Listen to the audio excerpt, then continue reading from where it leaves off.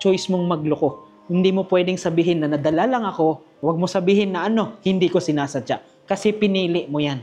Cheating is always a choice. It is because that time na mag-cheat ka, pag chat pa lang, nag-iisip ka na kung i-chat ko ba kay may masasaktan.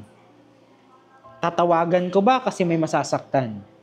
Sabihin na lang natin, pupuntahan ko ba sa kondo, sa kwarto, kay gagawa ng milagro?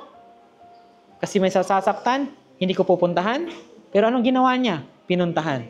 Sa palagay niya doon, di ba namili siya? Di ba may choice siya? Na wag puntahan kasi may masasaktan. May choice siya na wag i-chat kahit gaano pa yung kasexy.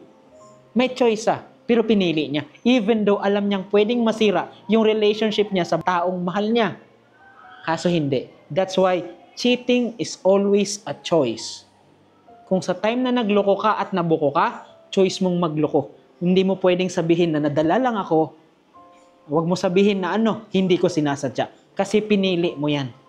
Kasi bago mag-umpisa ang cheating, pag-chat-chat, pagkipag-communicate sa tao, may choice ka. Kung i-chat-chat ba siya o hindi.